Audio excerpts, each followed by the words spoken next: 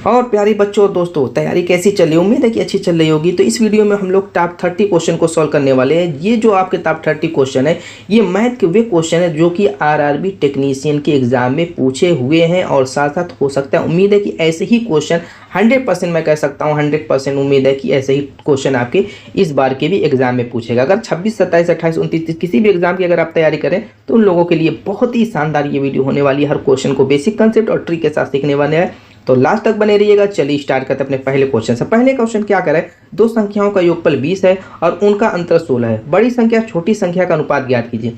बड़ी संख्या और छोटी संख्या का अनुपात पूछ रहे हैं। मान लेते हैं कि बड़ी संख्या x है और छोटी संख्या y है, ठीक है। तो कह रहे हैं दोनों संख्याओं का योगफल 20 और उनका अंतर 16 है। कह सकते हैं कि अगर बड़ी संख्या x है और छोटी संख्या y है तो उनका योगफल कह रहा है कि कितना है, 20 है, ठीक है। और इनका अंतर यानी बड़ी संख्या में से छोटी संख्या अगर हम घटाते हैं तो इनका अंतर कितना आता है, 16 आता है। अगर हम दोनों संख्याओं को निकाल लें तो x अनुपात y का मान पूछ रहे हैं, बस यही कर देना और कुछ करना है नहीं। तो क्या करते हैं, जब भी ऐसा समीकरण बन जाए तो हम करते क्या है, x का मान निकालने के लिए दोनों को यानी कि इन दोनों को जोड़ करके संख्याओं को उसका आधा कर देते हैं। यानी 20 16 36 हो जाएगा, यानी x का मान हो जाएगा 36/2 यानी 18 हो जाएगा। अगर y का मान निकालना है तो दोनों को घटा करके आधा कर दीजिए, यानी कि 20 में से 16 को घटाएंगे तो 4 आएगा, 4 का आधा करेंगे तो 2 आ जाएगा, यानी कि 18 और 2 आ गया। तो इनका अनुपात 18 संबंधित 2 होगा। अनुपात निकालने के लिए क्या करते हैं, जो भी इसका एचसीएफ रहता है उसको निकाल करके बाहर फेंक देते हैं। तो यहाँ पर देखिए किससे 18 2 कट रहा है, 2 से कटेगा, यानी 9 संबंधी आपका 1 हो जाएगा, जो कि आपका answer option D is the right answer. मजा आया। नेक्स्ट अगला क्वेश्चन क्या कह रहा है कि निम्नलिखित में से सबसे बड़े भिन्न को ज्ञात कीजिए। छोटे और बड़े भिन्न की पहचान करने के अप्रॉक्स मैं जानता हूँ कि 7-8 ट्रिक है। 7-8 ट्रिक से आप छोटे और बड़े भिन्न की पहचान कर सकते हैं। अलग अलग टाइप के उसमें भिन्न होते हैं जिनको हम अलग अलग तरीके से पहचान करते हैं। फॉर एग्जांपल जैसे कुछ भिन्न ऐसे होते हैं कि जिनमें अंश और हर का अंतर 1 आता रहता है, या इक्वल कह सकते हैं, 1 आए 2 आए, सब में इतना ही आना चाहिए। जैसे इसमें आ गया तो इसमें भी आपका इसी तरीके से हो, जैसे 9/10 हो जाए या 15/16 हो जाए, इस तरीके से इनका देखिए अंतर अंश और हर। ऐसी कंडीशन में जिनका अंश बड़ा होगा वो भिन्न बड़ा हो जाता है। लेकिन कब ऐसी कंडीशन बनती है, जब इनका अंतर समान हो, 1 आए तो सब में 1 आए, 2 आए तो सब में 2 आए। लेकिन दोस्तों यहाँ पर एक चीज़ और देखना है कि ऊपर का जो अंश रहेगा वो छोटा होना चाहिए, हर बड़ा होना चाहिए, ठीक है। अब यहाँ पर बात देखिए, और भी बहुत सारे हैं जो ये रूल फॉलो नहीं करते, वहाँ पे क्रॉस मल्टीपल का यूज़ करते हैं, उस हिसाब से चेक कर लेते हैं कि कौन सा भिन्न छोटा है कौन सा बड़ा है। अब यहाँ पर देखेंगे कि ये किस टाइप के भिन्न है, क्या इनमें दोनों में जो मैंने तरीका बताया उस टाइप के हैं या कुछ अलग थलग है। फॉर एग्जांपल यहाँ पे 5/11 है, ठीक है। यहाँ पर 3/15 है और यहाँ पर 12/11 है और यहाँ पर 4/7 है और यहाँ पर 9/12 है। अब यहाँ पर ध्यान दीजिए, इसका अंतर निकालेंगे 6 होगा, इनका अंतर निकालेंगे 3 और 15 का दोस्तों 12 के अप्रॉक्स होगा, यानी कि अंतर तो समान नहीं है, इतना तो पता चल गया। जब अंतर समान नहीं तो इसको हटाइए, इनको हटाइए, अंतर समान नहीं, तो फिर क्या करेंगे। यहाँ पर दोस्तों एक चीज़ और मैं बता दूँ, हमेशा आपका दिमाग इस तरफ भी चलना चाहिए, जिसमें देखिए जब नीचे का हर बड़ा होगा और अंश छोटा होगा तो भिन्न का मान छोटा ही आना चाहिए।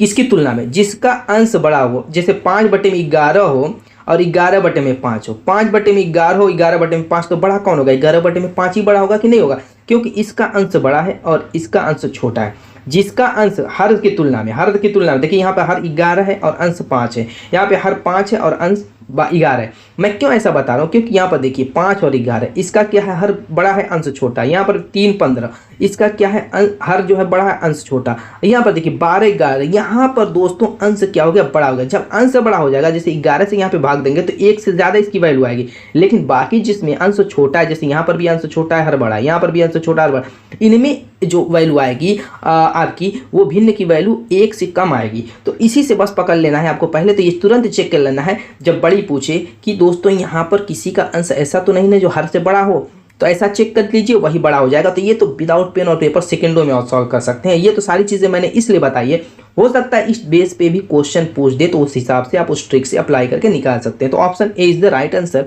नेक्स्ट क्वेश्चन की तरफ चलते हैं। नेक्स्ट क्वेश्चन देखिए, कह रहे जब किसी भिन्न के अंश और हर दोनों में 1 जोड़ा जाता है तो प्राप्त भिन्न 2/3 के बराबर हो जाता है। मान लेते हैं कि x उसका अंश है और y उसका हर है। इन दोनों में कह रहा है कि 1 अगर जोड़ा जाता है तो प्राप्त भिन्न क्या हो जाता है, 2/3 हो जाता है, ठीक है। आगे कह रहा है तथा जब इसके अंश और हर दोनों में से 2 घटाया जाता है तो प्राप्त भिन्न 1/2 हो जाता है। कह रहे जब इसके अंश में से 2 घटाया जाता है और हर में से भी जब 2 घटाया जाता है तो प्राप्त भिन्न कह रहा है 1/2 हो जाता है। तो कह रहा है कि मूल भिन्न के अंश और हर का योगफल यानी x + y का मान पूछ रहा है कि क्या होगा। अगर x और y का हम मान इन दोनों समीकरण से निकाल ले तो हमारा मामला सेट हो जाएगा। यहाँ पर तिर्यक गुणा करके देख लेते हैं। तिर्यक गुणा करेंगे, यहाँ पर 3x हो जाएगा और ये 2y इधर जाएगा तो इधर आएगा 2y हो जाएगा माइनस के रूप में और बराबर यहाँ पर 3 यहाँ पे 2 यानी कि -1। एक समीकरण ये बनेगा। दूसरा समीकरण यहाँ पर भी तिर्यक गुणा कर देते तो 2x हो जाएगा और यहाँ पर -y बचेगा और ये बराबर 2 हो जाएगा। दो समीकरण बन गया। किसी एक को विलुप्त कर दीजिए। इसमें क्या करते हैं हम 2 का गुणा कर देते हैं इस वाले समीकरण में, नीचे वाले में। तो ये आपका 4x - 2y बराबर आपका क्या हो जाएगा 4 हो जाएगा। यहाँ पर घटा देते हैं तो ये प्लस ये माइनस ये वाला इस वाले से कट जाएगा। इस समीकरण 1 वाले से इस समीकरण 2 वाले को काट दीजिए, ठीक है। जोड़ेंगे कट जाएगा और ये आपका 3x ये माइनस, यहाँ पर -x बचेगा और इधर आपका क्या बचेगा, यहाँ पे देखिए -1 है और यहाँ पर -4 है, यहाँ पे -5 बच जाएगा यानी x बराबर 5। x बराबर 5 आ गया। किसी में भी इसका मान रख सकते हैं उठा करके, इसी में रख दीजिए। x बराबर 5 पे तो 5 रखेंगे तो 5 दूना के 10, 10 उधर जाएगा तो -8 बचेगा यानी y बराबर आपका क्या आ जाएगा 8 आ जाएगा। x बराबर 5 y बराबर 8 इसमें जब रखेंगे x बराबर 5 और y बराबर 8 तो आपका हो जाएगा 13। Option B is the right answer. Clear, कोई दिक्कत हुई? नेक्स्ट क्वेश्चन अगला देखते हैं। कह रहा है कि 10,201 का वर्गमूल कितना होगा। ट्रिक जानिए इसकी, क्योंकि आप इसका वर्गमूल अगर भाग विधि से निकालेंगे टाइम लग जाएगी। टाइम मत लगाइए, हमें करना क्या है, राइट साइड से जोड़ा बना देना। जैसे 1 और 0 का जोड़ा बनाइए पहले का, उसके बाद जो बने 2 अंक बने या 3 अंक उसको वैसे ही छोड़ दीजिए। पहले जोड़े को देखिए, इसमें बनाया हमने 0 1 का जोड़ा। अब हमें ये देखना है कि किस संख्या का वर्ग करने पर उसका इकाई का अंक, जैसे इसके इकाई के अंक को हमें देखना है, 1 है ना, इकाई का अंक 1 है, तो हमें ये देखना है कि किन संख्याओं का वर्ग करने पर इकाई का 1 आएगा। आप कहेंगे 1 का वर्ग करेंगे तो भी 1 आएगा और 9 का वर्ग करेंगे तो भी इसके इकाई के स्थान पर 1 ही आएगा। क्लियर इतनी बात? यानी 1 और 9 दो संख्याओं को हम चुनेंगे, 1 और 9 को। लेकिन बात यहीं पे नहीं बनेगी। 1 और 9 को चुन लिया, अब हम देखेंगे 102 को। 102 को देखेंगे कि किन किन संख्याओं के वर्गों के बीच में है। यानी 10 का वर्ग करते हैं तो 100 आ जाएगा, 10 का वर्ग करते हैं तो 100 आ जाएगा, 11 का वर्ग करते हैं तो 121 आ जाएगा। करीब किसके 102 है? आप कहेंगे कि इस 100 के करीब है। जब इस 100 के करीब है तो उसकी वैल्यू 10 है, 10 का वर्ग करने पर आ रहा है तो हम क्या करेंगे, इसके लेफ्ट साइड में 10 बना देंगे। अब हमें ये नहीं समझ में आ रहा है कि 101 होगा कि 109 होगा, इन्हीं दोनों में से कोई होगा, लेकिन कौन होगा उसका भी मैं तरीका बता। अब देखना है कि 102 जो है वो किसके करीब है, किसके वर्ग के करीब है, इस 100 के करीब है कि 121 के करीब है। क्योंकि 102 जो है 21 से 19 का अंतर आ रहा है इसमें, और इसमें कितने का 2 का अंतर। तो 2 कदम चलना आसान है कि 19 कदम? वो कहेंगे 2 कदम चलना आसान है। तो 2 जो है अंतर है वो किसके अंतर के बीच में, ये 10 वाले वर्ग के बीच में अंतर है।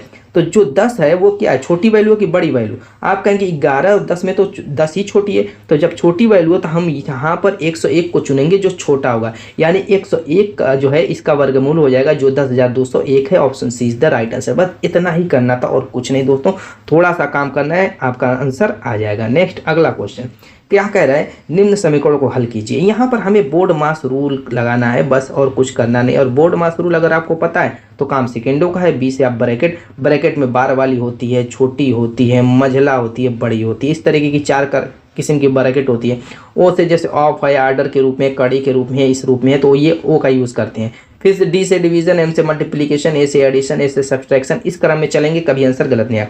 पहले ब्रैकेट तोड़ना, ब्रैकेट में बार वाली ब्रैकेट यहाँ पे दिख रही है, देखिए 16 - 8 है तो यहाँ पर बार वाली ब्रैकेट तोड़ेंगे तो 8 आ जाएगा। क्लियर हो गई बात? चलिए अब यहाँ पर दोस्तों क्या करना है, जब भी ब्रैकेट तोड़नी है, मान लीजिए कि यहाँ पर आ गया, तो अब हमें क्या करना है कि छोटी वाली जो भी ब्रैकेट तोड़ेंगे उसके अंदर का काम कर लेंगे। जैसे बार वाली ब्रैकेट तोड़ी तो हमने उसके अंदर 16 - 8 तक कर लिया, ठीक है, उसको बाहर कर लिया।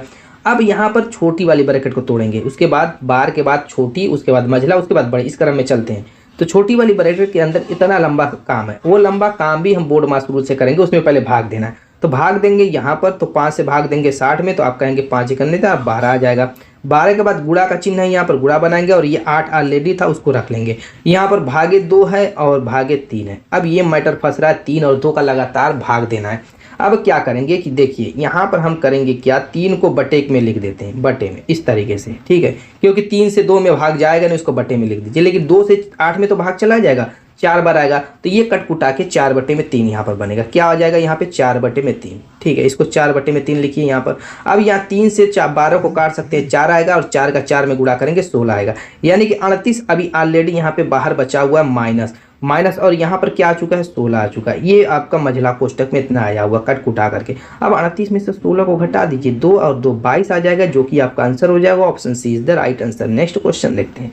अगला क्वेश्चन कर रहा है वो न्यूनतम संख्या क्या है जिसे 15 और 20 से विभाजित किए जाने पर प्रत्येक स्थिति में शेषफल 9 होता है। देखिए 15 और 20 से कह रहा है, 15 और 20, तो इनका हम क्या करते हैं, एलसीएम निकालेंगे। एलसीएम निकालने के लिए जो बड़ी वाली संख्या उसको हम देखेंगे कि क्या छोटी संख्या से कट रही है, कट गई तो वही एलसीएम होगा, वरना फिर क्या करेंगे, बड़ी वाली संख्या का पहाड़ा पढ़ेंगे। जैसे मान लीजिए 20 कट नहीं रही है 15 से, तो एलसीएम नहीं होगा, 20 का पहाड़ा पढ़ेंगे 40, एक बार पढ़ करके चेक कर लेंगे 15 से कट रहा नहीं। फिर 60 अब देखिए 15 से भी कट रहा है 20 से, दोनों से कटना चाहिए, ठीक है, 60 दोनों से कट रहा है तो इसका एलसीएम 60 हो जाएगा। एलसीएम क्या होगा, 60 होगा। कह रहा है कि अब कि प्रत्येक स्थिति में शेषफल 9 बचता है, यानी कि शेषफल जो बचा हुआ इसी 60 में जोड़ देंगे जो उसका एलसीएम आएगा, यानी 69 वो संख्या होगी जो 15 और 20 दोनों से भाग देने पर क्या हो जाएगा, शेषफल 9 बचता है, तो 69 आपका आंसर हो जाएगा। काम खत्म। नेक्स्ट अगला क्वेश्चन कह रहे एक खराब वस्तु जिसका मूल्य 1200 है को 15% हानि पर बेचा जाता है, यदि मूल्य में और 5% की कमी की जाती है तो उसका विक्रय मूल्य क्या होगा, सेलिंग प्राइस। कास्ट प्राइस दिया हुआ कितना दिया हुआ, 1200 रुपया, ठीक है, और पूछ क्या रहा है, सेलिंग प्राइस क्या होगा, सेलिंग प्राइस क्या होगा। दो प्रोसेस में गुजरना है, एक बार कह रहा है क्या कि 15% हानि पर बेचा जा रहा है, तो क्या करेंगे, 100 में से 15 को घटाएंगे, आप कहेंगे 85 आएगा, 85 बटे में 100 का गुणा कर देंगे इस 1200 में। पहली बार क्या कह रहा है, 15% हानि पर बेचा गया।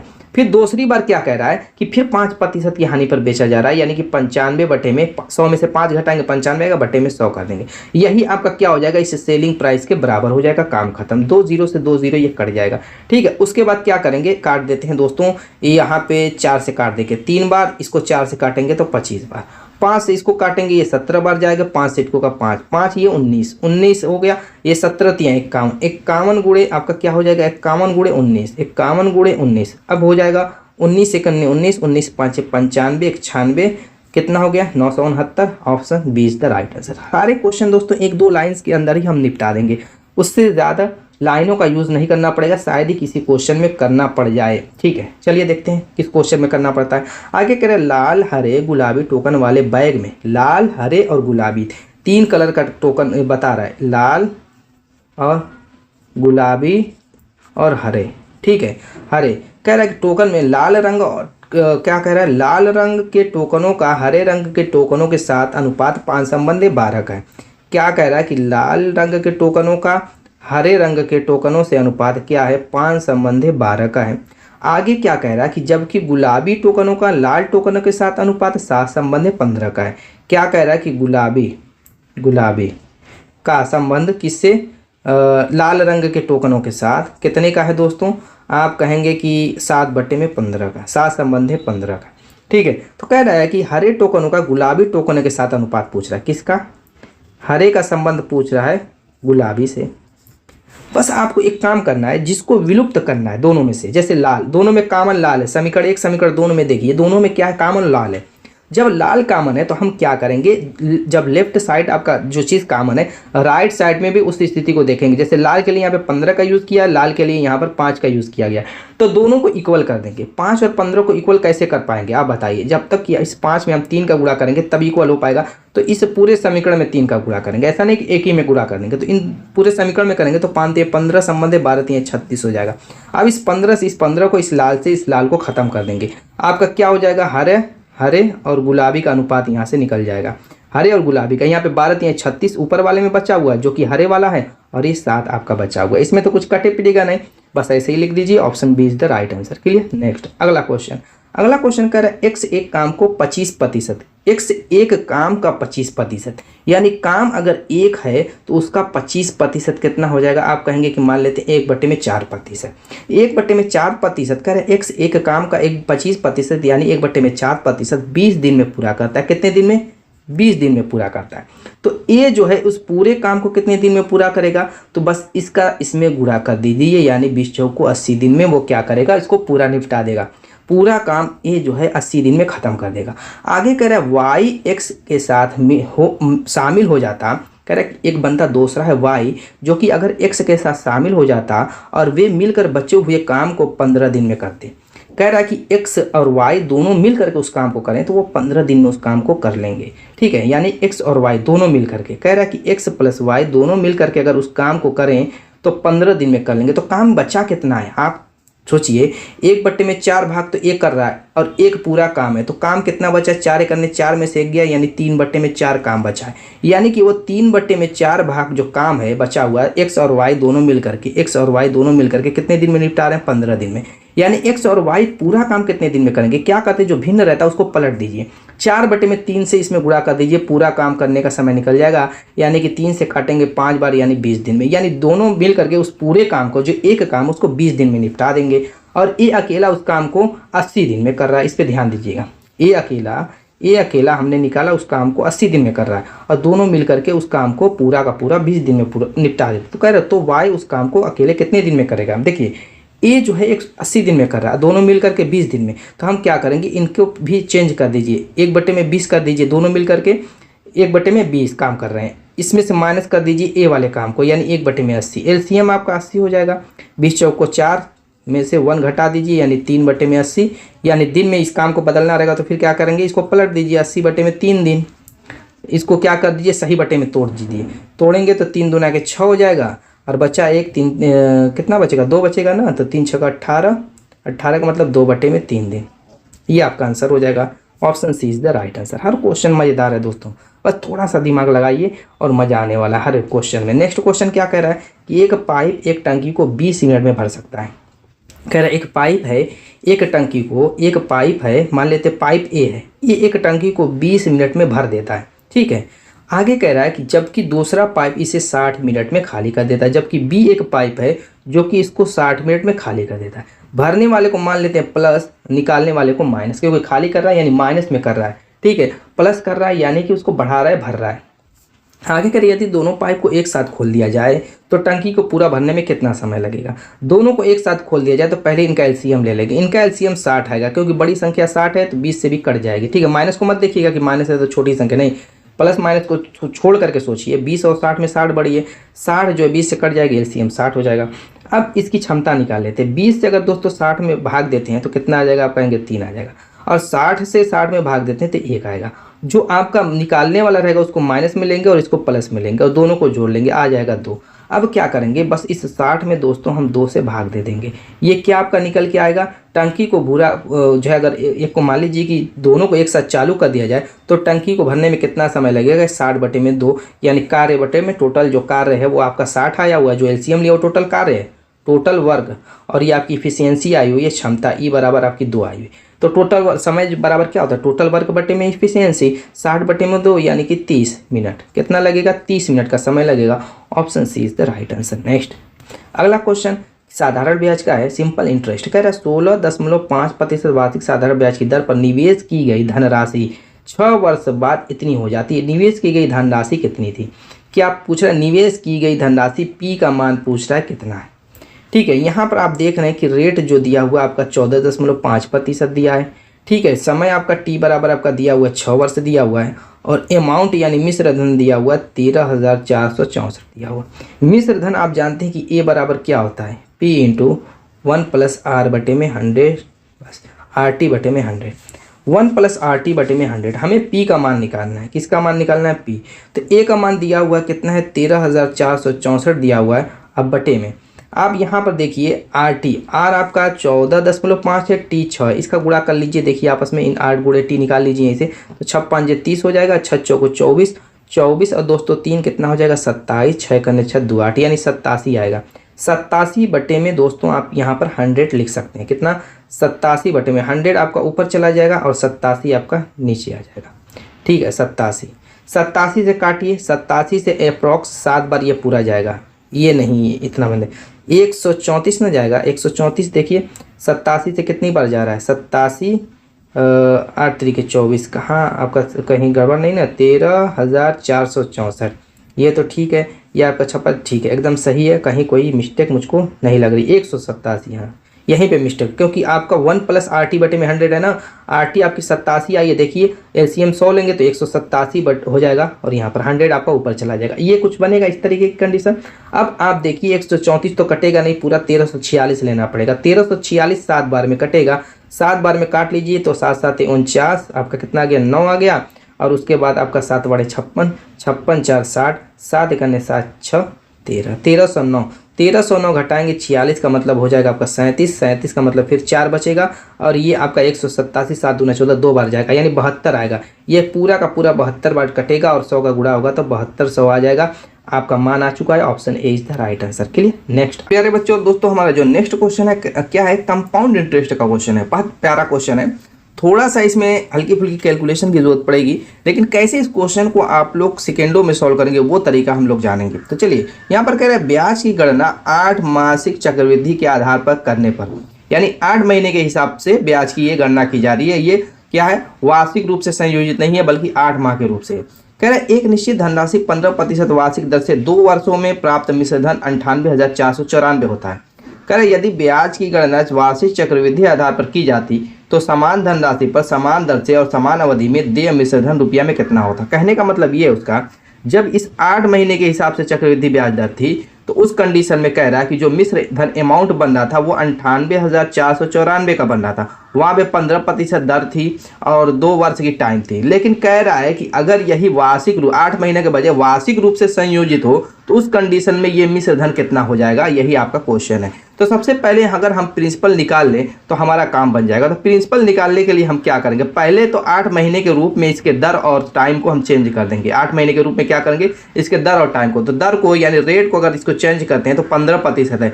15 को अगर हम चेंज करते हैं किसके रूप में, 8 महीने के रूप में, तो 8/12 करेंगे। 8/12 का मतलब दोस्तों कितना हो जाएगा, 4 दूना 8 4 12, यानी कि 2/3 से इसमें गुणा करेंगे, यानी 3 5 15 आ जाएगा 10%। रेट आपका 10% हो गया 8 महीने के हिसाब से। और वही आपका टाइम भी निकाल लेंगे। टाइम 2 वर्ष की बात करें, इसको महीने में चेंज कर देंगे तो 24 महीना हो जाएगा। यानी टाइम आपका कितना हो जाएगा, 24/8 महीने से भाग दे दीजिए तो 24 8 3 24 3 हो जाएगा। ये 8 मासिक हो जाएगा। 8 मासिक इसको समझिएगा, खत्म। अब हम इस रेट को दोस्तों फ्रैक्शन में चेंज कर देंगे। रेट को क्या करेंगे, 10% को फ्रैक्शन में चेंज करेंगे तो 1/10 हो जाएगा, आपको पता है। यानी इसके कहने का मतलब 10 रुपये पर 1 रुपया ब्याज, यानी कि 11 रुपया मिश्र धन हो गया, 10 रुपया इसका क्या हो गया दोस्तों, मूलधन हो गया।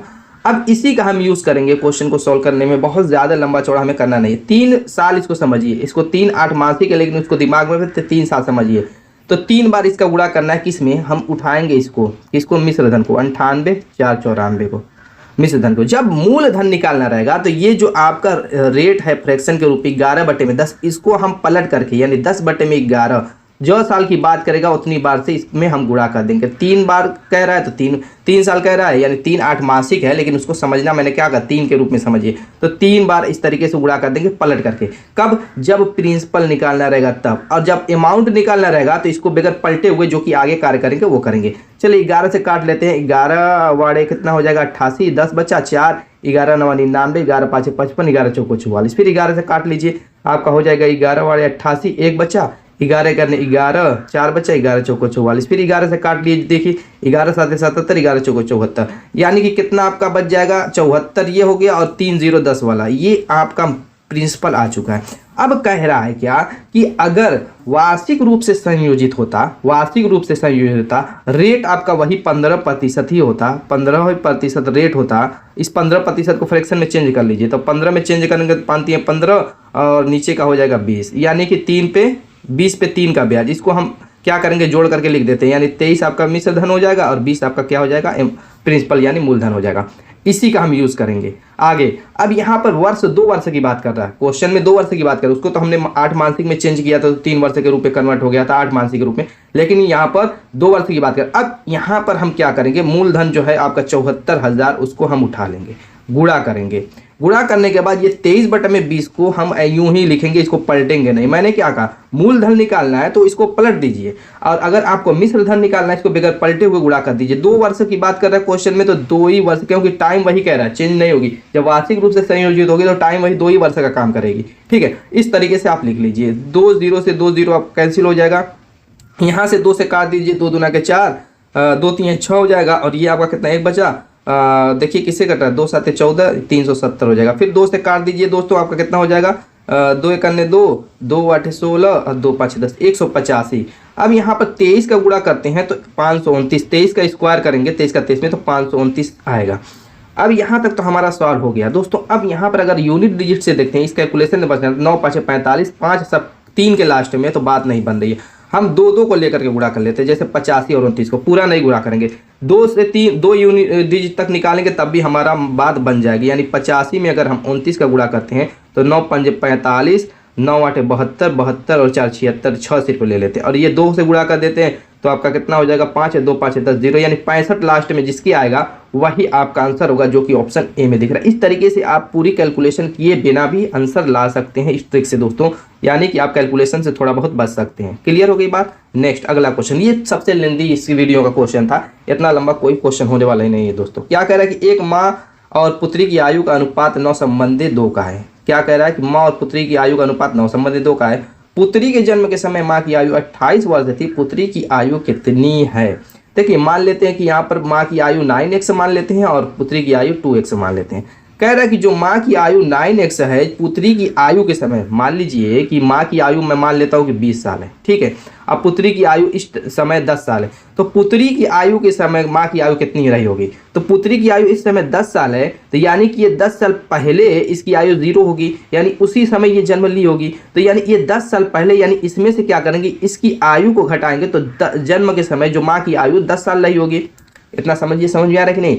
जन्म के समय जब भी कहे तो माँ की आयु में से वर्तमान माँ की जो आयु है उसमें से वर्तमान जो पुत्री की आयु है उसको हम घटा देंगे, तो जन्म के समय माँ की आयु निकल जाती है। यानी 9x माँ की आयु है और 2x क्या है, पुत्री की आयु, तो 2x इसमें से घटा देंगे तो जो माँ की आयु है 28 वर्ष दिया वो निकल जाएगी। बात समझ में आ गई। अब यहाँ पर 7x बराबर 28 हो जाएगा, x बराबर 7 चौको 28 4 आ गया। अब किसकी पुत्री की आयु कितनी थी वही पूछ रहा है, तो 2x निकालना है, तो 2x का मतलब 4 दूना के 8 वर्ष। बस हो गया आपका answer, option B is the right answer. Clear. Next देखिए, नेक्स्ट क्वेश्चन जो है एवरेज से रिलेटेड है। क्या रहेगा, 25, 31 और 41 विद्यार्थियों के 3 बैचों के औसत अंक क्रमशः 20, 26 और 56 है। सभी विद्यार्थियों के औसत अंक ज्ञात कीजिए, दशमलव के 2 स्थानों तक ज्ञात करना। देखिए आप जानते हैं कि जो एवरेज निकाला जाता है वो कैसे निकाला जाता है, पदों का योग बटे में पदों की संख्या, इतना ही किया जाता है। तो पदों का योग निकालेंगे कैसे, जैसे मान लीजिए 25 बच्चों का औसत 20 है, 31 का 26 है, 41 का 56 है। तो पदों का योग निकालने के लिए यहाँ पर पहले टोटल पद निकाल लीजिए। टोटल पद कैसे निकालेंगे, 25 गुणे 20, ठीक है। ये 25 बच्चों का जो औसत 20 है ये टोटल निकल गया। और उसके बाद 31 का 26 है तो 31 गुणे 26 कर लेंगे, प्लस इसी तरीके से 41 का 56 है तो 41 गुणे 56 कर लेंगे बटे में। अब यहाँ पर टोटल पद, यहाँ पर 25 प्लस 31 प्लस 41 टोटल जो विद्यार्थी है उनका योग हम यहाँ पर लिख लेंगे। इतना करने के बाद दोस्तों आपको करना क्या है, कैलकुलेट करके इसका आंसर कमेंट कर देना है, ठीक है। कोई दिक्कत यहाँ तक, कोई दिक्कत नहीं होने वाली, समझ में आ गया। चलिए नेक्स्ट क्वेश्चन करते हैं। ये आपका काम है, कैलकुलेट करने के बाद आंसर कमेंट जरूर कीजिएगा ताकि मुझको पता चले कि कुछ पल्ले उल्ले पड़ रहा है। नेक्स्ट क्वेश्चन देखिए क्या कह रहा है कि 60 किलोमीटर पर आवर की चाल से चलने वाली एक ट्रेन एक पोल को 1.5 मिनट में पार करती है। ट्रेन की लंबाई मीटर में ज्ञात करने के लिए कह रहा है। तो सबसे पहले देखिए इसकी ट्रेन की लंबाई कौन सा काम करेगी। जैसे इस तरीके से एक पोल है, मान लीजिए कि ये ट्रेन आपकी आई इस तरीके से और क्या कि इस पार चली गई, यानी पोल को पार कर रही है। तो जो ये ट्रेन की लंबाई होगी उतनी ही दूरी ये तय करेगी, तो ये क्या करेगी, पोल को पार कर जाएगी। यानी ये जितनी दूरी तय करेगी वही ट्रेन की लंबाई का काम करेगी। इतना तो क्लियर है। तो आप जानते हैं कि जो दोस्तों आपका ट्रेन की लंबाई पूछ रहा है, डिस्टेंस बराबर क्या हो जाता है, स्पीड गुणे टाइम होता है कि नहीं होता है। अब यहाँ पर स्पीड 60 किलोमीटर पर आवर दिया हुआ है और 1.5 टाइम दिया 1.5 मिनट। 1.5 मिनट को हम क्या करेंगे दोस्तों, घंटे में कन्वर्ट कर देंगे, क्योंकि ये जो आपकी स्पीड दी हुई है वो पर घंटे में दी हुई है। तो 60 हो जाएगा, 60 से 60 कर देंगे, 1.5 क्या आ जाएगा ये दोस्तों, ये आपकी मीटर में नहीं आई है, किलोमीटर में आई है। तो इसको मीटर में चेंज करने के लिए हम क्या करेंगे दोस्तों, 1000 से गुणा कर देंगे। 1000 से गुणा करेंगे तो 3 अंक दशमलव इधर चला जाएगा, यानी कि 1500 मीटर आ जाएगा। Option A is the right answer. Next question, अगला क्वेश्चन देखते हैं हमारा क्या कह रहा है। कह रहा है कि भूमि का त्रिभुजाकार भाग जिसकी भुजाएं क्रमशः 72 मीटर, 30 मीटर और 78 मीटर है को 20 पैसे प्रति वर्ग मीटर की दर से समतल कराने की लागत क्या होगी। अगर इसका हमें क्षेत्रफल पता चल जाए तो उसको 20 पैसे प्रति वर्ग यानी 20 से गुणा करने का हमारा आंसर आ जाएगा। तो इसका क्षेत्रफल कैसे निकालते हैं, आप जानते हैं हीरोन का सूत्र के बारे में सुना होगा, उसी सूत्र से निकालेंगे। जैसे क्योंकि भुजाएं सबकी अलग अलग है, कोई दूसरा सूत्र तो यूज नहीं कर सकते, तो पहले हम निकालेंगे एस का यानी परिमाप, एस का मान निकालेंगे। तो सबको जोड़ करके 2 से क्या करेंगे, भाग दे देंगे। तो 8 2 10 हो जाएगा, 10 को 0, 7 दूना 14, 14 3 17 का 18 हो जाएगा बटे में 2, यानी कि 90 आ गया। एस का मान 90 आ गया। और ये सूत्र होता है जो त्रिभुज क्षेत्रफल निकालेगा क्या, S S minus A, S S minus A into S minus B into S minus C. बस मान इसमें हमें रख देना है और कुछ करना नहीं है। मान रखिए ये आपका 90 आ चुका, 90 को यूं ही रहने दीजिए, ठीक है। और एस माइनस सी है, यानी कि 90 में से पहले क्या कीजिए, 72 को घटाइए। 90 में से 72 को घटाएंगे तो 8 18 आ जाएगा, ठीक है। चलिए ठीक है। एस माइनस बी, 90 में से 72 को घटाए 18, 90 में से 78 घटाएंगे 12 आ जाएगा। चलिए ये भी ठीक है। फिर 90 में से 30 को घटाएंगे आपका 60 आ जाएगा। अब इसमें से जो निकल रहा है निकाल लीजिए। यहाँ पर अगर इसको हम देखें, जैसे वो इसमें 90 को, तो 90 को हम क्या लिख सकते हैं, 9 गुणे 10। 9 गुणे 10 को भी हम नहीं तो 10 को रहने दीजिए क्योंकि हो जाएगा। 18 को 9 गुणे 2 के रूप में लिख सकते हैं, 12 को 6 गुणे 2 के रूप में लिख सकते हैं, और 60 को 6 गुणे 10 के रूप में लिख सकते हैं। अब सबका जोड़ा बनाइए। 10 दो ठो यहाँ बन चुका है, 9 आपका 2 ठो बन चुका है, 2 ठो बन चुका है, 6, यानी सब एक एक ठो निकाल लीजिए। यानी 2 हमने एक निकाला, 6 हमने एक निकाला, 9 एक हमने निकाला, 10 हमने एक निकाला। इसका गुणा कर लीजिए, गुणा कर लेंगे वही हो जाएगा। 10 9 90 हो जाएगा, 6 2 12 9 108, यानी कि आपका कितना हो जाएगा, 108 1080। ये आपका आ गया। ये कह रहा है कि 20 पैसे प्रति वर्ग मीटर की दर से, 20 पैसे प्रति, यानी देखिए ऑप्शन आप रुपये में दिया हुआ है, तो 20 पैसे को हम क्या करेंगे, रुपये में चेंज कर देते हैं। तो 100 से हम क्या करेंगे, भाग दे देंगे। 1 0 ये, 1 0 ये, 1 0 ये, 1 0 ये, यानी 108 का दूना हो जाएगा 216। 216 कहाँ है, ऑप्शन सी में दिख रहा है। क्लियर हो गई बात, क्या दिक्कत थी, कोई परेशानी हुई? नेक्स्ट देखते हैं अगला। नेक्स्ट क्वेश्चन देखिए क्या कर रहा है कि एक 28 सेंटीमीटर व्यास वाले अर्धवृत्त की परिधि क्या होगी। देखिए इस तरीके का अर्धवृत्त होता है। अब इसकी परिधि सभी के दिमाग में होगा कि यही होगी, ठीक है। उस हिसाब से वो सूत्र लगाएंगे।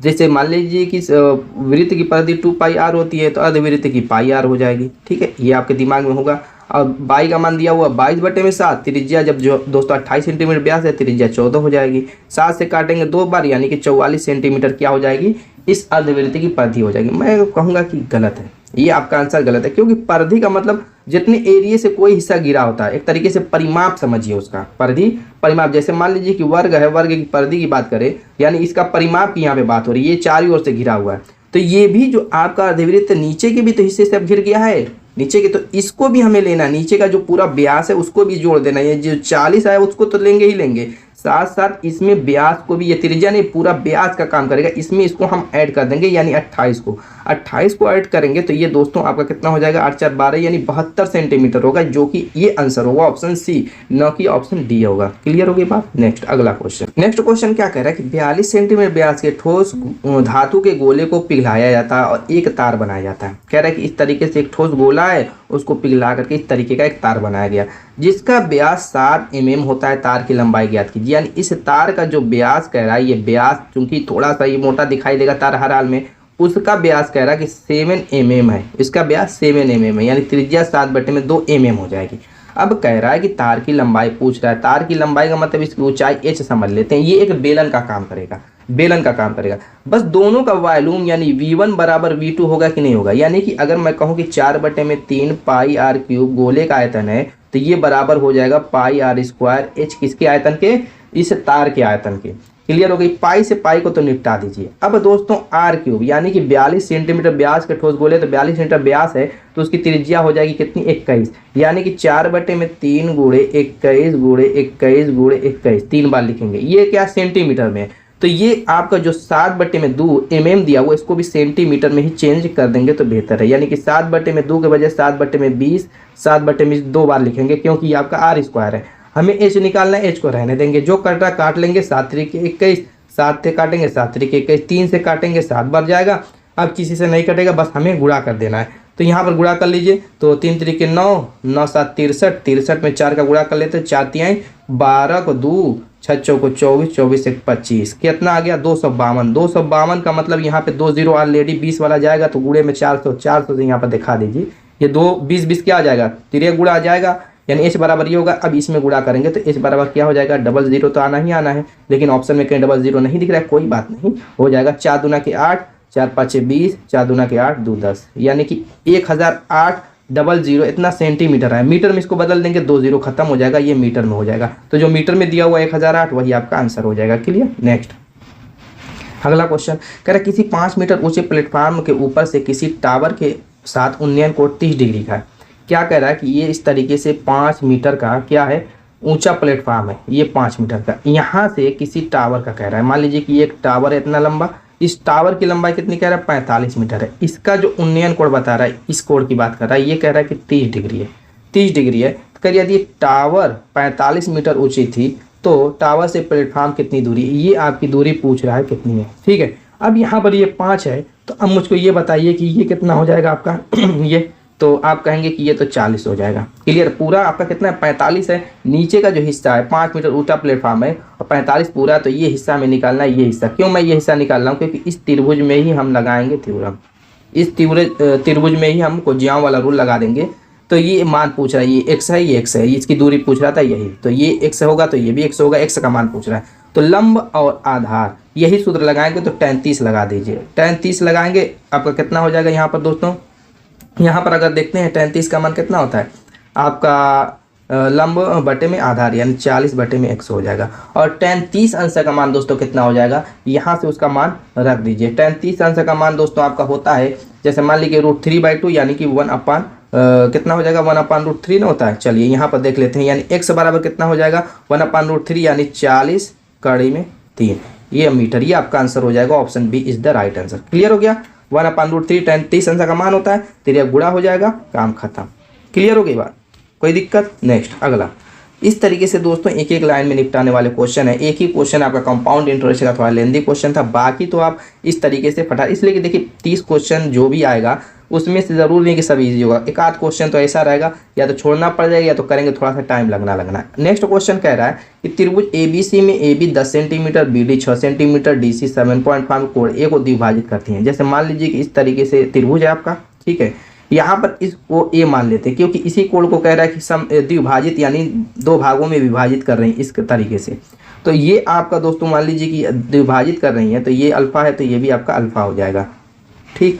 और ये मान लेते हैं दोस्तों एक A है, ये B है और ये C मान लेते हैं। D पर काट रहा है बिंदु, ये D पर, तो उसको D मान लेते हैं। वही कह रहा है कि AB का मान दिया हुआ 10, BD का मान दिया हुआ किसका, BD का दिया हुआ 6 और DC का दिया हुआ 7.5। तो कह रहा है कि AC का मान क्या होगा, यानी x की वैल्यू पूछ रहा है कि क्या होगा। तो ये एक समरूप त्रिभुज हो गया, और समरूप त्रिभुज में क्या होगा, ये भुजाओं का अनुपात क्या हो जाता है, इक्वल हो जाता है। यानी कि कहने का मतलब ये एक त्रिभुज मान लेते हैं, एक त्रिभुज ये काम करेगा और दूसरा त्रिभुज आपका ये काम करेगा, दूसरा त्रिभुज आपका ये काम करेगा। इस तरीके से एक समरूप त्रिभुज लगेगा। तो इसकी ये भुजा यानी AB बटे में आपकी ये भुजा यानी AB बटे में AC बराबर आपकी क्या हो जाएगी, ये BD, जो पहले लेंगे उसी को लेंगे। BD बटे में आपकी क्या हो जाएगी, DC हो जाएगी। काम खत्म। किसका मान पूछ रहा है, AC का मान, AC या C है जो भी समझिए उसको, AC का मान पूछ रहा है तो निकाल लीजिए ना, क्या दिक्कत है। यानी AC बराबर क्या हो जाएगा, AB का मान कितना है दोस्तों, AB का मान 10 है, DC का मान कितना है 7.5 है, बटे BD का मान कितना है 6 है। काट दीजिए, यहाँ पे हो जाएगा 10 खत्म होगा, दशमलव खत्म हो जाएगा। 6 से काटेंगे, 6 करने 6, 15, 6 दूना के 12, 56 जीती 12.5 सेंटीमीटर कहाँ है आपका, देखिए तो option D is the right answer. Next अगला क्वेश्चन, अगला क्वेश्चन कर रहा है 2 वृत्तों की त्रिज्या 3.5 सेंटीमीटर और 4.5 सेंटीमीटर है और उसके केंद्रों के बीच की दूरी 10 सेंटीमीटर है, तो अनुप्रस्थ समान स्पर्श रेखा की लंबाई क्या होगी। जैसे मान लीजिए कि इस तरीके से 2 वृत्त थे, ठीक है, इनके केंद्रों के बीच की दूरी कितनी कह रहा है, इनके केंद्रों के बीच की दूरी कह रहा है कि 10 सेंटीमीटर है, और त्रिज्या कितनी बता रहा है, एक की बता रहा है 3.5 और एक की बता रहा है 4.5, इस तरीके से है, ठीक है। अब कह रहा है कि ये आपकी इस तरीके से जो ये स्पर्शी बनेगी, ये स्पर्शी, इसकी जो है लंबाई पूछ रहा है, स्पर्श रेखा की लंबाई, यानी कि ए बी मान लेते हैं इसको, इसकी लंबाई पूछ रहा है। तो इसका सिंपल सा सूत्र होता है कि दोस्तों ए बी बराबर अंडर रूट दोनों वृत्तों के बीच की दूरी का वर्ग, यानी 10 का वर्ग, ठीक है। अब प्लस क्या हो जाएगा, इनके जो है त्रिज्याओं के योग का वर्ग, यानी 4.5 है 3.5 है, उनका योग करेंगे 8, यानी कि 8 का वर्ग। क्लियर हो गया। ये सॉरी यहाँ पे अंतर रहेगा, यहाँ पे माइनस रहेगा, ठीक है। अब यहाँ पे 10 हमें 100 हो जाएगा, ये 8 64 हो जाएगा, घटाएंगे तो हो जाएगा 36, बाहर निकलेगा तो 6, यानी कि ए बी की लंबाई कितनी आ गई 6 centimetre. Option A is the right answer. कुछ था ही नहीं इस क्वेश्चन में दोस्तों, एक सिंपल सा सूत्र था, उसी सूत्र से हमने इसका आंसर ला दिया। समझ में आई बात। नेक्स्ट अगले क्वेश्चन की तरफ चलते हैं। ये तो बगैर पेन और पेपर का सॉल्व कर लेंगे। कर यदि आंकड़ा 60, 68, 70, 72, 74, 76, 78, 80 में से प्रेक्षक 70 को निकाल दिया जाए तो माध्यिका में कितने की वृद्धि होगी। देखिए यहाँ पर माध्यिका पहले देख लीजिए, ऐसे कितने होगी, 2, 2, 4, 2, 6, 2, 8 है। जब भी देखिए यहाँ पे पहले देखिए आरोही या अवरोही क्रम में सजा हुआ है कि नहीं, आंकड़ा देखिए 60, 68, 70, 72 बिल्कुल सही, आरोही बढ़ते हुए क्रम में सजा हुआ, इधर उधर नहीं है। इधर उधर नहीं है और माध्यिका निकालने के लिए कहेगा तो क्या करेंगे, बीच वाले 2 को ले लेंगे, बीच वाले, यानी कि इधर से 3 काट दीजिए, इधर से 3 काट दीजिए, 72 74 को उठा लीजिए, 72 और 74 को उठा लीजिए और इनमें 2 से भाग दे दीजिए। तो दोस्तों कितना हो जाएगा आपका, देखिए 72 74 मतलब 73 आ जाएगा, 73 ही ना आएगा, 4 2 6 3, हाँ ठीक है 73 आ जाएगा। ये हमने 70 अभी निकाला नहीं है। अब इसमें से हम 70 अगर निकाल लेते हैं तो टोटल आंकड़े 8 के बजाय 7 हो जाएंगे। जब 7 हो जाएंगे तो 3 इधर से काटिए, 3 इधर से काटिए, जो बीच में का 74 हो जाएगा वो आपका माध्यिका का काम करेगा। अब इन दोनों के बीच का अंतर 1 है, बस हो गया answer, option D is the right answer. ये तो देख करके आप सॉल्व कर सकते, कोई दिक्कत की बात नहीं थी यहाँ पे। क्लियर। नेक्स्ट अगला करें, निम्न में से कौन सा 1 से 20 तक की अंकों में अभाज्य अंक श्रृंखला है। तो अभाज्य का मतलब जो खुद से कटे 1 से कटे। क्लियर है, जैसे 2 हो गया, 5 हो गया, 7 हो गया, 11 हो गया, 13 हो गया, 17 हो गया, 19 हो गया, यही तो है 1 से 20 तक की। अब जो भी है ऑप्शन में देख लीजिए, यहाँ पे 3 से स्टार्ट कर दिया, 2 गायब कर दिया, होगा नहीं। इसमें क्या दिया, 9 डाल दिया, ये होगा नहीं। इसमें देखिए 2 3 5 7 11 13, ये बिल्कुल सही, ऑप्शन सी। क्लियर। नेक्स्ट कुछ सिंपल से भी क्वेश्चन है, यहाँ पर भी सिंपल सा क्वेश्चन है, बिना पेपर कह रहे नीचे दी गई संख्याओं में से कौन सी परिमेय संख्या, परिमेय संख्या जो कड़ी से बाहर न निकल पाए। यहाँ पर कड़ी से बाहर निकालेंगे 8 हो जाएगी, यहाँ से कड़ी से या क्यूब रूट निकालना है तो 4 हो जाएगी, यहाँ से कड़ी से बाहर निकालेंगे 8 का क्यूब रूट 2 हो जाएगा, ये कड़ी से बाहर निकालेंगे 2 अंडर रूट 2 होगा, जो कि यही आपका क्या हो जाएगा, परिमेय संख्या नहीं है। अंडर रूट 8 क्योंकि 2 कड़ी से बाहर नहीं निकल पाया तो ये परिमेय संख्या नहीं होगी बल्कि अपरिमेय हो जाएगी। नेक्स्ट अगला क्वेश्चन का, रविर अपनी मासिक आय का 15% किराया और शेष का 60% गृह कार्यों पर खर्च करता है। यदि वो 2210 बचाता है तो उसकी मासिक आय क्या होगी। मान लेते हैं कि अपनी मासिक आय, उसकी मासिक आय x थी, x का कह रहा है 15% किराए में खर्च कर देता है, 15% खर्च न कर रहा है तो 100 में से 15 को घटाएंगे, 85 बटे में 100 लिख देंगे, ठीक है, गुणे। फिर कह रहा है कि उसमें से और 60% गृह कार्यों में खर्च करता है, 60% का 100 में से 60 को घटाएंगे तो 40 आएगा, बटे में 100 कर देंगे। और यही बराबर है कितने के, टोटल बचा करके, यदि वो 2200 इतना बचाता है 2210 रुपया, तो कह रहा है कि x का मान क्या होगा। बस क्या है, x का मान निकाल लीजिए, आप काट लीजिए, 17 से काटेंगे तो ये आपका 17 से नहीं 5 से कटेगा, 17 बार में, 5 से कटेगा 20 बार में, 20 से काटेंगे 2 बार में कट जाएगा, काम खत्म। और ये 2 से काट देंगे 50 बार में कट जाएगा, इतना तक हो जाएगा, कोई दिक्कत। इस 17 से काटिए, देखिए 17 से कट जाएगा, 17 करने 17 17 तिया 51 130 हो जाएगा, यानी 13 5 65 6500 x का मान आ गया, option A is the right answer. Next question देखते हैं। अगला क्वेश्चन बहुत ही सिंपल सा क्वेश्चन है, बहुत ही आसान है, कोई मुश्किल क्वेश्चन नहीं है, देखने से लग रहा है। कह रहे यदि x प्लस 1 अपान x बराबर कह रहा है 2 है तो x cube plus 1 upon x cube भागे x to the power 8 plus 1 upon x to the power 8 का मान क्या होगा। तो यहाँ से पहले हम क्या करते हैं, इसको सोल्व कर लेते हैं थोड़ा सा। एक तो तरीका वो है जो आप सोच रहे होंगे कि x प्लस 1 अपान x का मान दिया हुआ है तो x cube 1 upon x cube का मान निकालना है तो निकाल लेंगे। दोस्तों यहाँ पर x पर 8 power plus 1 upon x to the power 8 power दिया 18 दिया हुआ है, 8 नहीं बल्कि 18 के रूप में दिया हुआ। इस क्वेश्चन को सॉल्व करना मेन जो है आपके लिए मुश्किल काम बन गया है। तो चलिए कैसे इसको सेकंडों में सोल्व करते हैं वो तरीका जानते हैं। यहाँ पर देखिए एलसीएम ले लेंगे, x स्क्वायर हो जाएगा, यहाँ पर x इधर गुणे में जाएगा तो -2x इधर आएगा बनेगा, प्लस आपका 1 बचेगा बराबर 0। अब यहाँ पर देखिए पहली का वर्ग दूसरी का वर्ग, दोनों संख्याओं को गुणनफल चिन्ह बदल के, यानी x - 1 का होल का स्क्वायर है कि नहीं है, पहली का वर्ग दूसरी का वर्ग दोनों -2x बराबर 0, यानी x की वैल्यू क्या आ गई 1 आ गई। बस मान रख दीजिए इसमें, यानी कि x cube 1 upon x cube 1 बटे में भाग का मतलब बटा, x पर 18 1 अपान x पर 18, कितना भी एक पर पावर बना देंगे एक ही आएगा, 2 बटे में 2 1, option C is the right answer. Next अगला क्वेश्चन कर रहे श्रीमान शर्मा, श्रीमान गुप्ता, श्रीमती सिन्हा किसी व्यवसाय में क्रमशः 4000 8000 और 6000 निवेश करती हैं। क्या कह रहा है, श्रीमान शर्मा एस, श्रीमान गुप्ता जी, श्रीमान सिन्हा SIN लिख देता हूँ, सिन्हा जी, ये दोनों तीनों जो एक 4000 एक 8000 और एक क्या कर रहा है 6000, इस तरीके से किसी काम में निवेश कर रहे हैं। आगे कह रहा है कि निवेश करते हैं, 6 महीने के बाद श्रीमान शर्मा व्यवसाय छोड़ देते हैं। श्रीमान शर्मा का मतलब इस पहले वाला 6 ही महीने तक व्यवसाय करता है, यानी ये 6 महीने का निवेश इसका निकालेंगे। आगे कह रहा है यदि 8 महीने बाद 34,000 का लाभ हो, यानी बाकी जो है 8 महीने का निवेश कर रहे हैं, बाकी जो है 8 महीने का निवेश कर रहे हैं, 2 ठोरे जो बचे हुए हैं, तो 34,000 का लाभ हुआ तो श्रीमान गुप्ता का हिस्सा कितना होगा, यानी जी का हमें हिस्सा निकालना है। तो चलिए फटाफट पहले इसको रेशियो में कन्वर्ट कर देते हैं, तीनों का 0 तीनों निपटा दीजिए, और किससे कटेगा 2 से काट दीजिए, आपका 2 से कटेगा तो 2 दूना के 4 2 चौको 8 2 3 6, और यहाँ पर भी 2 से काट दीजिए, तो 2 से कटेगा 2 3 6 और ये कटेगा 2 2 चौको 8, 2 चौको 8। क्लियर हो गया। आप गुणा कर लीजिए, 2 3 6 रेशियो 4 चौको 16 रेशियो 4 3 12। अब किसी से कट रहा है का? अभी भी 2 से कट रहा है, 2 से काटिए, जितना यहाँ तक कट रहा है काटते रहिए। 2 3 6, 2 8 16, 2 6 12। अब किसी से उम्मीद है नहीं कटेगा। अब इनका अनुपातिक योग निकाल दीजिए। 8 3 11, 11 6 दोस्तों कितना हो जाएगा? आप कहेंगे 17 हो जाएगा। इस 17 क्या है? टोटल इनका है जो इन्होंने निवेश किया, और इनका लाभ टोटल कितना है? 34,000। 34,000 यानी 17 का मान 34 है, तो 1 का मान कितना हो जाएगा? 17 दूना 34, आप कहेंगे 2,000 रुपया। अब यहाँ पर हमें निकालना है गुप्ता जी। गुप्ता जी का जो अनुपातिक मान कितना आया? 8 आया है। कितना मान आया? 8 आया। तो क्या करेंगे? 8 गुना कर दीजिए 2000 का, तो 8 गुना के 16,000। गुप्ता जी का हिस्सा कितना हो गया? 16,000। Option D is the right answer. इस तरीके के देखिए पार्टनरशिप वाले क्वेश्चन को अगर रेशियो में कन्वर्ट करके करते हैं तो बहुत आसान हो जाएगा क्वेश्चन, कुछ रहेगा ही नहीं दाम। दूसरा मेथड अपनाते हैं तो बहुत कन्फ्यूजन हो जाएगी, दिक्कत हो जाएगी और कैलकुलेशन भी लंबी हो जाती है। इसमें देखिए आप काट छाट के सेकंडों में सोल्व कर लिए। नेक्स्ट क्वेश्चन 10 से 15 सेकंड लगेगा।